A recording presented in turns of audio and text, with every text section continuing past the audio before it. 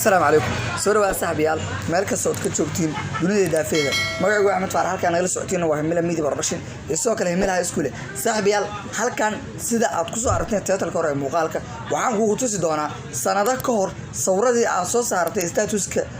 Facebook aad soo saartay qaabka aad ku heli lahayd ayaan ku tusi doonaa farsamo yar oo fudud ayaan wada sameey doonaa saaxiibayaal hadii ilaahay idmeen ugu horreyn waxaad soo furi doontaa messengerka taleefankaaga ayaa soo furi doontaa messengerka markuu sidaan kugu soo furmo waxaa ku dhufan doontaa halka kore loogada ku saaran ama profile-kaaga ayaad ku dhufan doontaa hagaag saaxiibayaal hoos ayaa u socon doontaa halkan ay wax ka raadi doontaa meel ay ku qorantaa history waka halka ay ku qoran history ayaan ku dhufan doonaa saaxiibayaal history markaan ku dhufano halkan waxyaabo badan ayay noo qabataa laakiin anaga midda maanta noqosay ayaa waxay tahay halkan u hooseeyo ay ku qoran tahay view history ayada ku dhufan doonaa halkan waxaan ku arki doonaa guud ahaan sawirradii aan soo saarnay statuska sidoo kale waxaan arki doonaa mid walba waqtigii aan soo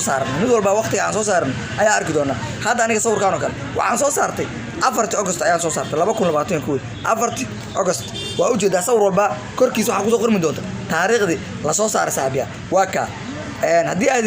haysatid internet haya way kuu sahlanaanaysaa inaad hoos u socotid internet haya haddii aad haysatid guud ahaan halkan waxaa ka heli kartaa sawir kasta oo aad soo saartay statuska marka waxaan rabaa aniga mid ka mid ah inaan la dego sawirkaan oo kale inaan la dego ayaan rabaa sawirka ayaa sidaa u soo furay kadibna saddexdaas dhibcood yarka ayaad ku dhufanaysaa save ayaa dhigi doontaa save markaad tiraadina sawirkaas wuxuu ku aadi doonaa galleryga oo sida meeshan kaaga muuqata saved image ayaa lagu leeyahay hagaag saaxiibayaal farsamadan ayaa waxay tahay mid noo fududeynayso in sawirradii sanado ka hor aan soo saarnay statuska kadibna aan ka dileednay galleryga taleefankana kadibna aan ka bixinay in aan si sahal ku helno ayay noo horseedi doontaa waa ka hadda waxaa ujeedaa sawirka aad statuska kaasoo tusayay wuxuu noogu jiraa galleryga taleefankeena ayuu noogu jiraa